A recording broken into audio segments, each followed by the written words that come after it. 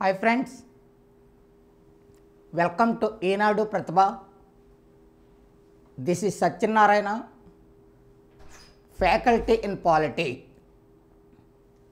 పోటీ పరీక్షలకు సంబంధించి groups, sub inspectors, constables and other competitive exams ఏ పోటీ పరీక్షలోనైనా సరే విజయావకాశాలను ప్రభావితం చేసే సబ్జెక్టులలో ఇండియన్ పాలిటీ అనేది ఒకటి.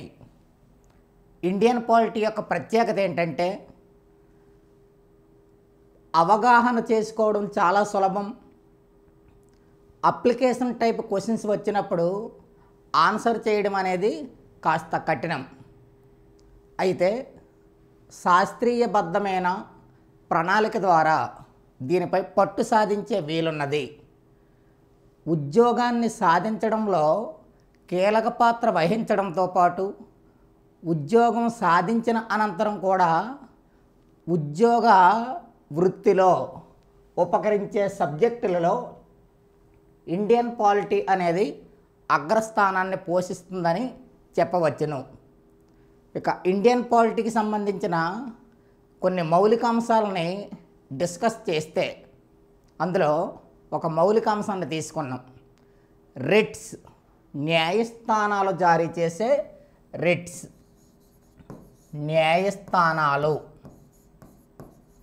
న్యాయస్థానాలు జారీ చేసే రిట్స్.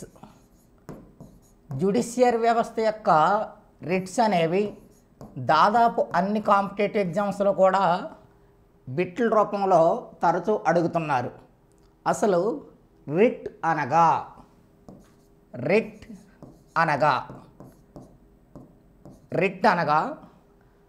ఆజ్ఞ లేదా ఆదేశం అని అర్థం. రిట్ అనగా ఆజ్ఞ లేదా ఆదేశం అని అర్థం. ఉన్నత న్యాయస్థానం జారీ చేసే తప్పనిసరిగా పాటించాల్సిన ఆదేశాన్నే రిట్ అని పేర్కొనవచ్చును. ఈ రిట్స్ యొక్క మూలాలు ఇంగ్లాండ్ దేశంలో తొలిసారిగా వెలుగు చూసినవి. ఇంగ్లాండ్లో రిట్స్ అనేవి ప్రెరోగేటివ్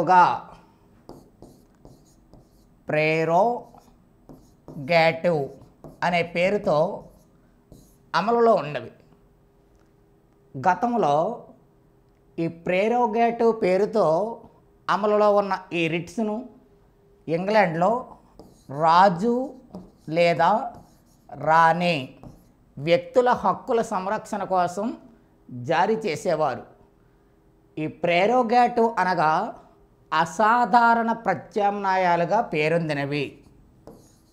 అసాధారణ ప్రత్యామ్నాయాలుగా వీటిని పేర్కొంటారు. ప్రస్తుతం ఇంగ్లాండ్లో అక్కడ గల హైకోర్టులు వ్యక్తుల యొక్క హక్కుల సంరక్షణ కోసం ఇంగ్లాండ్లో గల హైకోర్టులు ప్రెరోగేటివ్ బేస్ చేసుకొని రిట్స్ను జారీ చేస్తున్నవి. మన దేశంలో రిట్స్ అనే ఈ మూలాలు దేన్ని బేస్ చేసుకున్నారంటే ఇంగ్లాండ్ దేశ రాజ్యాంగం నుండి స్ఫూర్తి పొంది మన రాజ్యాంగ నిర్మాతలు ప్రాథమిక హక్కులలో పొందుపరచడం జరిగింది. ఇక ఈ రిట్స్ యొక్క వివరణ రాజ్యాంగంలో ఎక్కడ ఉన్నది అనే అంశాన్ని పరిశీలిస్తే భారత రాజ్యాంగంలో మూడవ భాగం నందు ప్రాథమిక హక్కులు ఫండమెంటల్ రైట్స్ గురించి వివరణ ఉన్నది. దీనిలో రాజ్యాంగ పరిహారపు హక్కు అనేది ఒక ప్రాథమిక హక్కు ఉన్నది, ఫండమెంటల్ రైట్స్. ఆ రాజ్యాంగ పరిహారపు హక్కును గురించి రాజ్యాంగంలో ఆర్టికల్ 32 పేర్కొంటుంది. ఆర్టికల్ 32 ప్రకారం పౌరుల యొక్క హక్కుల సంరక్షణ కోసం దేశ అత్యున్నత న్యాయస్థానమైన సుప్రీంకోర్ట్ 5 రకాల రిట్స్ను జారీ చేస్తుంది. 5 రకాల రిట్స్ను జారీ చేస్తుంది. అదేవిధంగా ప్రాథమిక హక్కుల సంరక్షణకు ఉద్దేశించిన ఈ ఆర్టికల్ 32ను ప్రాథమిక హక్కులకు హృదయం వంటిదిగా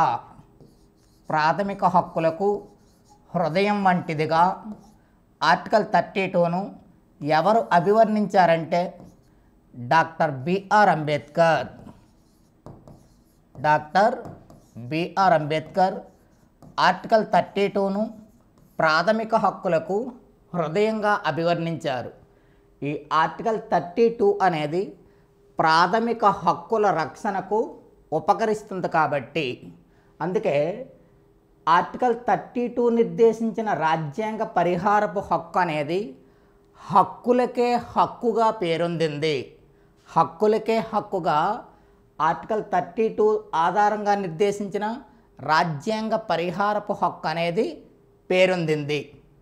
ఇక ప్రాథమిక హక్కుల రక్షణ కోసం ఆర్టికల్ 32 ప్రకారం సుప్రీంకోర్టు 5 రకాల రిట్స్ని జారీ చేస్తే ఆర్టికల్ 226 ప్రకారం రాష్ట్ర స్థాయిలో అత్యున్నత న్యాయస్థానాలుగా పేరొందిన హైకోర్టులు కూడా 5 రకాల రిట్స్ను జారీ చేస్తాయి. ఇక ఆర్టికల్ 32కి సంబంధించి డాక్టర్ బిఆర్ అంబేద్కర్ మరొక వ్యాఖ్యానం కూడా చేశారు. ఆర్టికల్ 32లో పేర్కొనబడిన రాజ్యాంగ పరిహారపు హక్కు లేకపోతే రాజ్యాంగం అనేది నిరర్ధకంగా మారిపోతుంది అని ఆర్టికల్ 32 యొక్క ఆవశ్యకతను పేర్కొన్నారు. ఈ ప్రాథమిక హక్కుల సంరక్షణకు ఉద్దేశించిన రిట్స్ అనేవి భారత రాజ్యాంగం యొక్క మౌలిక స్వరూపంలో అంతర్భాగంగా సుప్రీంకోర్టు కూడా పలు కేసులలో పేర్కొనడం జరిగింది. దీని ప్రకారం ప్రాథమిక హక్కుల సంరక్షణకు ఉద్దేశించిన రాజ్యాంగ పరిహారపు హక్కును ప్రాథమిక హక్కుల జాబితా నుండి తొలగించడానికి వీల్లేదు. ఇప్పుడు ఆర్టికల్ 32 ఆధారంగా అందులో పేర్కొన్న మౌలిక అంశాలను ఒకసారి సమీక్ష చేద్దాం. ఆర్టికల్ 32 అనేది ప్రాథమిక హక్కుల సంరక్షణ కోసం రిట్స్ను జారీ చేస్తుంది అనే విషయాన్ని తెలియజేస్తున్నాం. దీనిలో భాగంగా కొన్ని సబ్ ఆర్టికల్స్ను కూడా నిర్దేశించారు. అందులో ఆర్టికల్ 32 క్లాజ్ 1 ఆర్టికల్ 32 క్లాజ్ 1 ప్రకారం ఎవరైనా పౌరులు ప్రాథమిక హక్కులను కోల్పోయినచో లేదా పౌరుల ప్రాథమిక హక్కులకు విఘాతం కలిగినచో సంబంధిత పౌరులు తమ ప్రాథమిక హక్కుల రక్షణ కోసం సుప్రీంకోర్టును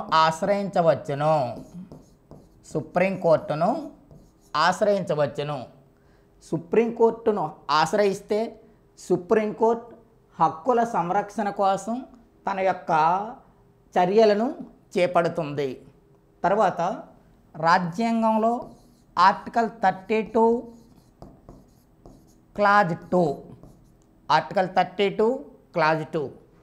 ఈ ఆర్టికల్ ప్రకారం సుప్రీంకోర్టు వ్యక్తులు కోల్పోయిన హక్కుల పునరుద్ధరణ కోసం 5 రకాల రిట్స్ను జారీ చేస్తుంది.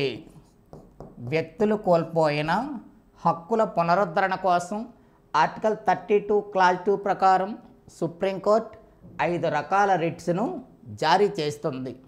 తర్వాత మరొక ఆర్టికల్ని పరిశీలిస్తే ఆర్టికల్ 32 క్లాజ్ 3 ఆర్టికల్ 32 క్లాజ్ 3 ప్రకారం సుప్రీంకోర్టు యొక్క రిట్స్ జారీ చేసే అధికారానికి విఘాతం కలగకుండా ఇతర దిగువ స్థాయి న్యాయస్థానాలు కూడా రిట్స్ జారీ చేసే విధంగా పార్లమెంటు శాసనాలను రూపొందించగలదు అని నిర్దేశించడం జరిగింది.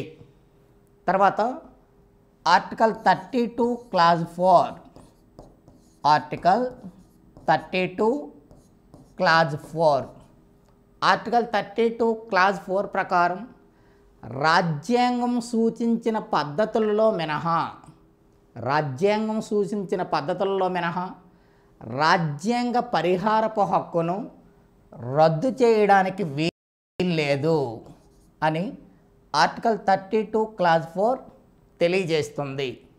ఇప్పుడు న్యాయస్థానాలు జారీ చేసే రిట్స్ వాటి యొక్క పూర్తి వివరణ చూస్తే 1950 జనవరి 26న భారత రాజ్యాంగం అమలులోకి వచ్చింది.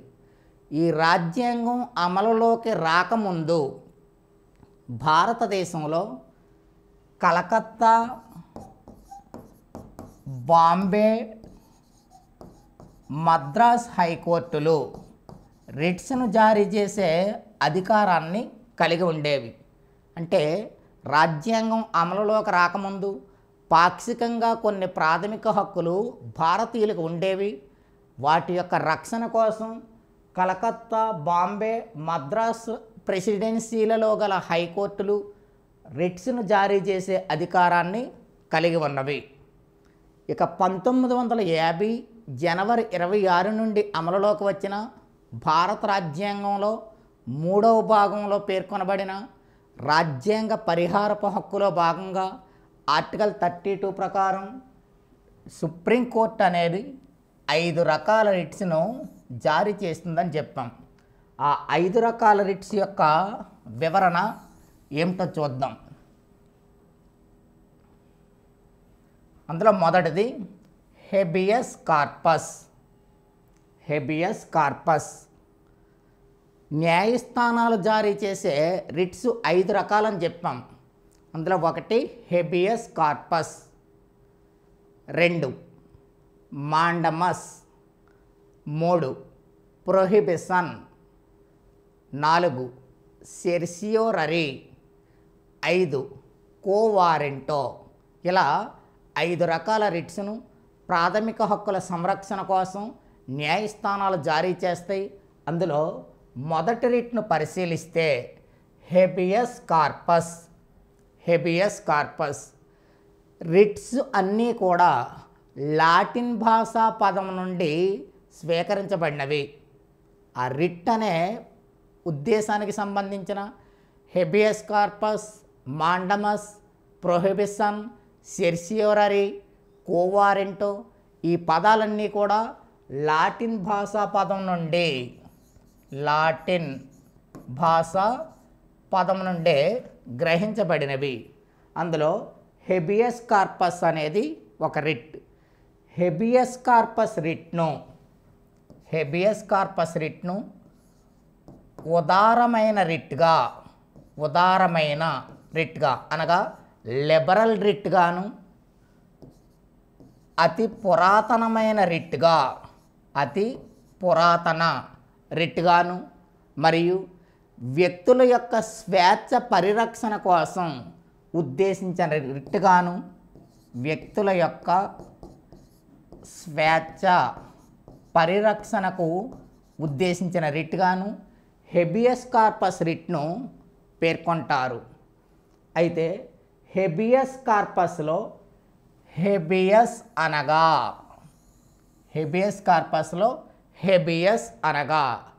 To have. హెబియస్ అనగా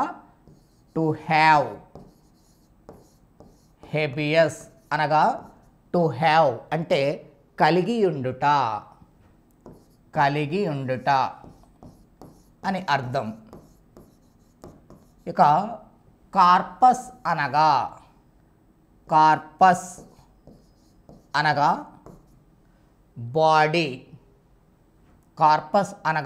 బాడీ. అంటే శరీరం. టోటల్గా చూస్తే హెబియస్ కార్పస్ అనగా మొత్తం శరీరంతో అని అర్థం. ఇక్కడ విషయం ఏంటంటే హెబియస్ కార్పస్ రిట్ను న్యాయస్థానం జారీ చేసేటప్పుడు ఈ రకంగా పేర్కొంటుంది. నీవు నిర్బంధించిన వ్యక్తిని మొత్తం శరీరంతో సహా 24 గంటల్లోగా ప్రయాణ సమయాన్ని మినహాయించి నా ముందు హాజరుపరచు అంటూ ఉన్నత న్యాయస్థానం జారీ చేసే రిట్నే హెబియస్ కార్పస్ అంటారు. జాగ్రత్తగా దీన్ని పరిశీలన చేస్తే హెబియస్ కార్పస్ రిట్లో ఉన్న కొన్ని మౌలిక అంశాలు మనకి స్పష్టమవుతాయి. హెబియస్ కార్పస్ అంటే టోటల్ బాడీ అనే అర్థంతో జారీ చేయడం జరుగుతుంది. దానిలో భాగంగా నీవు నిర్బంధించిన వ్యక్తిని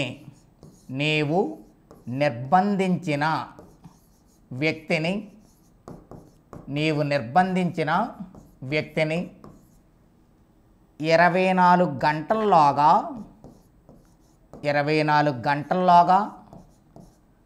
ప్రయాణ సమయాన్ని మినహాయించి మొత్తం శరీరంతో సహా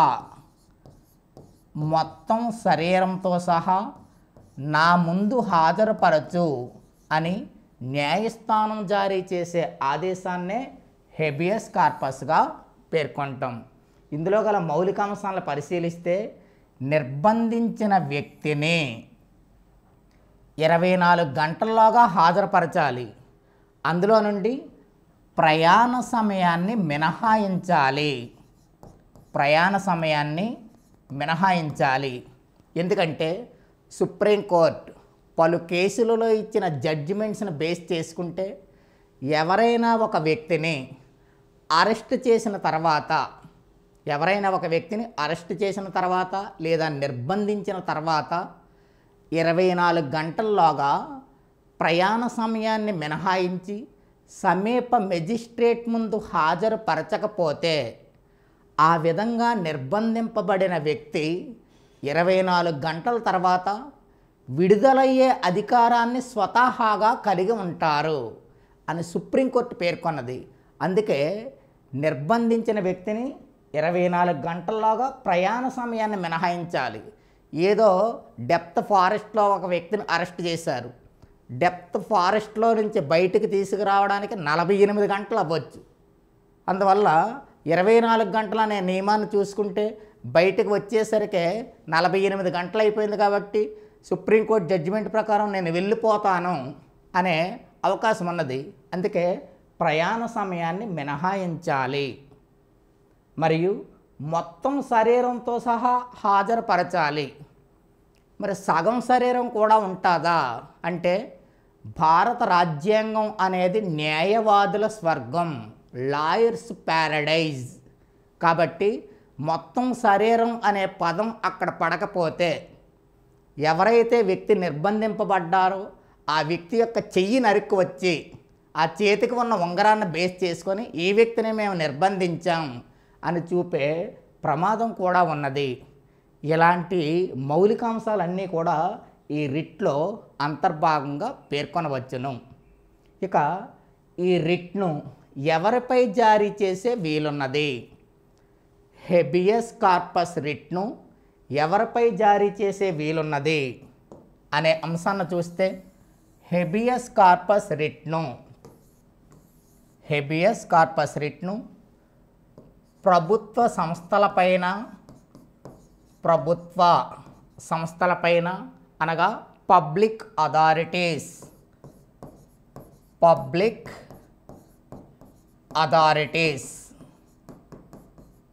మరియు ప్రైవేట్ వ్యక్తులపైన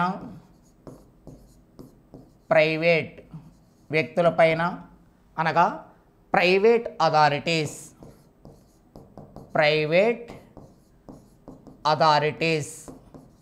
వీరిద్దరిపైన కూడా జారీ చేసే వీలున్నది. గతంలో చాలాసార్లు ఈ బిట్ వచ్చింది. హెబియస్ కార్పస్ రిట్ను ఎవరిపై జారీ చేసే వీలున్నది అని. ఈ రిట్ను ప్రభుత్వ సంస్థలపై అనగా ప్రభుత్వ సంస్థలు అంటే సాధారణంగా ఎవరు వస్తారు? పోలీస్ డిపార్ట్మెంట్ వస్తుంది. పోలీసులు వ్యక్తుల్ని అరెస్ట్ చేసే వీలున్నది. మరి ప్రైవేట్ వ్యక్తులు అంటే ఎవరు వస్తారు? రౌడీలు, కిడ్నాపర్స్ వీళ్ళు వస్తారు. అందువల్ల వీళ్ళు ఎవరైనా వ్యక్తిని నిర్బంధించినప్పుడు హెబియస్ కార్పస్ అనే రిట్ వచ్చి ఎవరైతే వ్యక్తిని నిర్బంధించారో ఆ వ్యక్తిని న్యాయస్థానం ముందు హాజరుపరచండి అని ఆదేశాలు జారీ చేస్తుంది.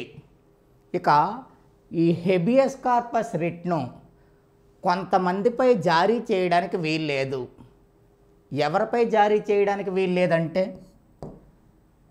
దేశాధినేత అయిన రాష్ట్రపతి అంటే ప్రెసిడెంట్ ఆఫ్ ఇండియాకు వ్యతిరేకంగా ఈ రిట్ను జారీ చేయడానికి వీల్లేదు.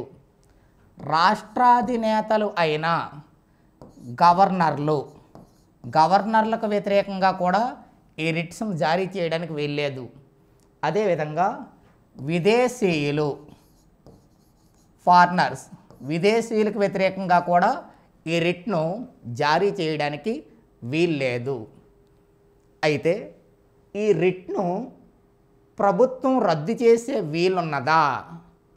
ఈ రిట్ను ప్రభుత్వం రద్దు చేసే వీలున్నదా అంటే సుప్రీంకోర్టు అనేది ఏడిఎం జబల్పూర్ వర్సెస్ శుక్లా కేసులో 1976లో ఈ రిట్కి సంబంధించిన క్లారిఫికేషన్ కూడా ఇచ్చింది. ఏమనిచ్చిందో చూద్దాం. ఏడిఎం జబల్పూర్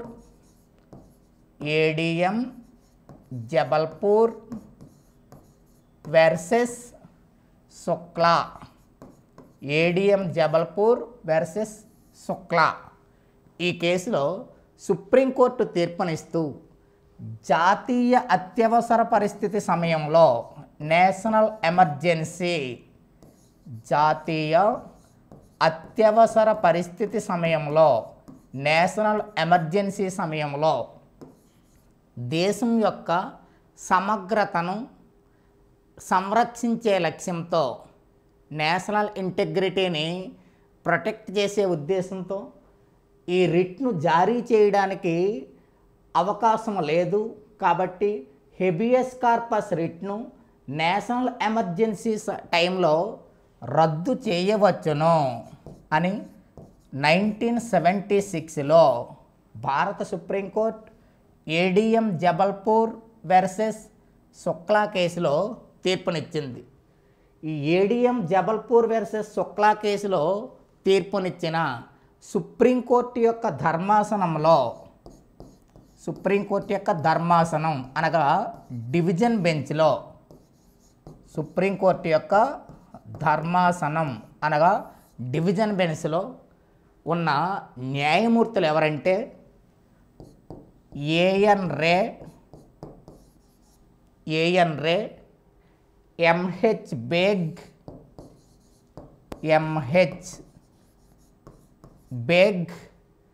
పిఎన్ భగవతి,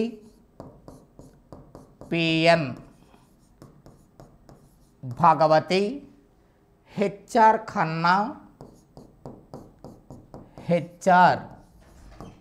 ఖన్నా మరియు వైవి చంద్రచూడ్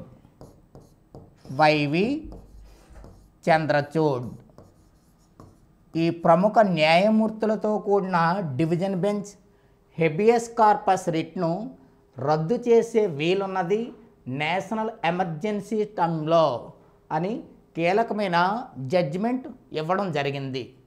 నెక్స్ట్ మరొక రిట్ను పరిశీలిస్తే మరొక రిట్ మాండమస్ అంటే వి కమాండ్ అంటే మేము ఆజ్ఞాపిస్తున్నాం అని అర్థం. మాండమస్ రిట్ యొక్క వివరణ చూస్తే వి కమాండ్ మేము ఆదేశిస్తున్నాం. దీనినే పరమాదేశ లేదా అత్యున్నత ఆదేశంగా కూడా పేర్కొంటారు. ఏ సందర్భంలో ఈ రిట్ జారీ చేయబడుతుంది? ఎవరైనా ప్రభుత్వోద్యోగి తన విధిని సక్రమంగా నిర్వహించని పక్షంలో నీవు నీ విధిని సక్రమంగా నిర్వహించు అంటూ ఉన్నత న్యాయస్థానం జారీ చేసే ఆదేశాన్నే మాండమస్గా పేర్కొంటారు. ఈ మాండమస్ రిట్ పరిధిలోకి ఎవరెవరు వస్తారు, ఎవరిపై ఈ రిట్ను జారీ చేసే వీలున్నది అనే అంశాన్ని చూస్తే ఈ రిట్ను ప్రభుత్వ అధికారులపైన,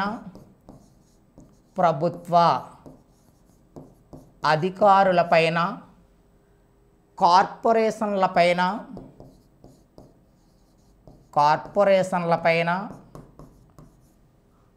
ట్రిబ్యునల్స్ పైన ఈ రిట్ను జారీ చేసే వీలున్నది.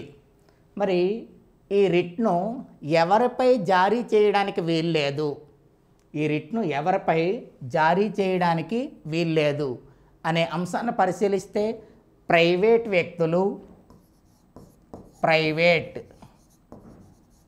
వ్యక్తులు, భారత రాష్ట్రపతి,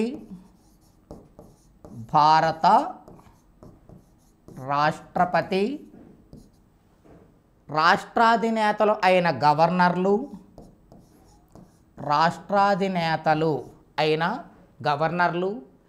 హైకోర్టు ప్రధాన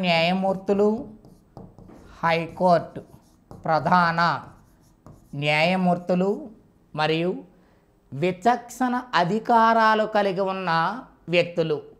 వీళ్ళకు వ్యతిరేకంగా విచక్షణ అధికారాలు కలిగి ఉన్న వ్యక్తులు, వీరికి వ్యతిరేకంగా మాండమస్ రిట్ను జారీ చేయడానికి వీల్లేదు. ప్రీవియస్ ఎగ్జామ్స్లో అనేక సార్లు ఈ రిట్ యొక్క ప్రశ్నలు ఎగ్జామ్లో వచ్చినవి. కేవలం ప్రభుత్వోద్యోగులపైన మాత్రమే జారీ చేసే రిట్ను గుర్తించండి అని అనేక సార్లు ఎగ్జామ్స్లో వచ్చింది. ఏమిటి ఆ రిట్ అంటే మాండమస్ రిట్టు. తర్వాత మరొక రిట్ను చూస్తే ప్రొహిబిషన్, రిట్ ఆఫ్ ప్రొహిబిషన్ పేరులోనే కనబడుతుంది. ప్రొహిబిషన్ అంటే టు ప్రొహిబిట్ అనగా టు ఫార్బిడ్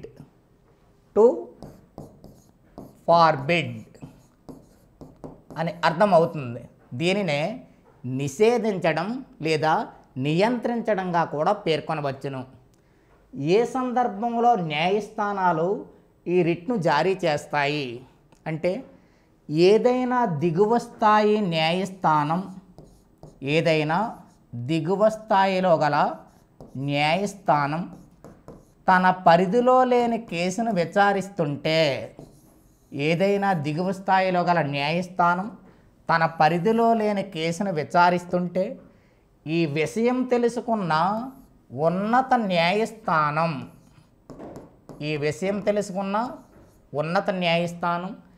నీ పరిధిలో లేని కేసును నీవు విచారిస్తున్నావు కాబట్టి తక్షణం ఆ విచారణను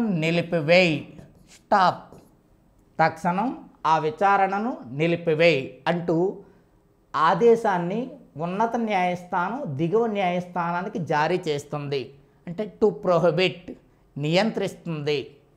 దిగువ న్యాయస్థానానికి ఉన్నత న్యాయస్థానం జారీ చేసే ఆదేశాన్నే ప్రొహిబిషన్ రిట్గా పేర్కొనవచ్చును. నెక్స్ట్ మరొక రిట్ను చూస్తే సెర్సియోరరీ, రిట్ ఆఫ్ సెర్సియోరరీ. ఏమిటి సెర్సియోరరీ అంటే? సెర్సియోరరీ అంటే టు బి సర్టిఫై అని పేర్కొనవచ్చును. ఏమిటి టు బి సర్టిఫై అంటే? ఇక్కడ దీనికంటే ముందు ప్రొహిబిషన్ రిట్ చెప్పాం. ప్రొహిబిషన్ రిట్లో ఏమన్నాం? దిగువ న్యాయస్థానం ఏదైనా తన పరిధిలో లేని కేసును విచారిస్తుంటే ఆ కేసును నిలిపివేయండి అని ఉన్నత న్యాయస్థానం ఆదేశం జారీ చేస్తుందన్నాం. సెర్సియోరరీ రిట్ ఏంటంటే దిగువ స్థాయి న్యాయస్థానం నిలిపివేసిన విచారణను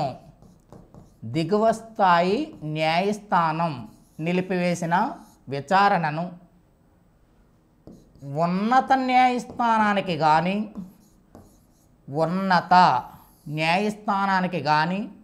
లేదా ప్రక్క న్యాయస్థానానికి కానీ బదిలీ చేయాలని ఉన్నత న్యాయస్థానం జారీ చేసే ఆదేశమే రిట్టే సెర్సియోరరీ. జాగ్రత్తగా పరిశీలిస్తే ప్రొహిబిషన్ అనేది దిగువ న్యాయస్థానం జరుపుతున్న విచారణను నిలిపివేస్తే ఆ నిలిపివేసిన విచారణను ఉన్నత న్యాయస్థానానికి కానీ లేదా ప్రక్క న్యాయస్థానానికి కానీ బదిలీ చేయాలని ఉన్నత న్యాయస్థానం జారీ చేసే ఆదేశమే సెర్సియోరరీ రిట్. ఇక్కడ ప్రీవియస్ ఎగ్జామ్స్లో అనేక సార్లు దీని మీద ఎగ్జామ్స్లో బిట్స్ రావడం జరిగింది. న్యాయస్థానాలపైన జారీ చేసే రిట్స్ను గుర్తించండి అంటే ప్రొహిబిషన్ మరియు సెర్సియోరరీ ఈ రెండు కూడా న్యాయస్థానాలపై జారీ చేసే రిట్స్గా పేరొందినవి. ఇక ఈ రెండు రిట్స్ యొక్క ప్రత్యేకత ఏమిటంటే ప్రొహిబిషన్ మరియు సెర్సియోరరీ అనేవి ఒకదాని తర్వాత ఒకటి వచ్చేస్తాయి. ప్రొహిబిషన్ రిట్ వచ్చిన వెంటనే దాని వెనకాలే సెర్సియోరరీ రిట్ కూడా వస్తుంది. ప్రొహిబిషన్ రిట్ వచ్చి విచారణను నిలిపివేస్తే సెర్సియోరరీ రిట్ వచ్చి ఆ నిలిపివేసిన విచారణను ఉన్నత న్యాయస్థానానికి కానీ ప్రక్క న్యాయస్థానానికి కానీ బదిలీ చేయమని ఆదేశిస్తుంది. ఇది 1+1 ఆఫర్. 1+1 అంటే ప్రొహిబిషన్ వచ్చిందా వెంటనే దాని వెనకాల సెర్సియోరరీ వస్తుంది. అయితే ఈ సెర్సియోరరీ రిట్కి సంబంధించి ఒక మౌలిక అంశాన్ని గుర్తించాలి. 1991 కంటే ముందు 1991వ సంవత్సరం కంటే ముందు సెర్సియోరరీ రిట్ను కేవలం న్యాయస్థానాలకు మాత్రమే పరిమితం చేసేవారు. 1991 తర్వాత ఈ సెర్సియోరరీ రిట్ను న్యాయస్థానాలకే కాకుండా పరిపాలనా ట్రిబ్యునల్స్ అనగా అడ్మినిస్ట్రేటివ్ ట్రిబ్యునల్స్కు కూడా విస్తరించారు. అడ్మినిస్ట్రేటివ్ ట్రిబ్యునల్స్ వీటికి కూడా సెర్సియోరరీ రిట్ను విస్తరించడం జరిగింది. నెక్స్ట్ మరొక రిట్ను పరిశీలిస్తే కోవారెంటో writ petition. కోవారెంటో from what authority, by what authority అంటే కోవారెంటో రిట్ అనేది న్యాయస్థానం జారీ చేసే అత్యున్నతమైన రిట్స్లో ఒకటి.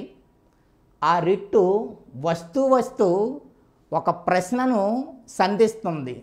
నీవు ఏ అధికారంతో ఆ పని చేస్తున్నావు, నీవు ఏ అధికారంతో ఆ పని చేస్తున్నావు అంటూ ప్రశ్నిస్తుంది.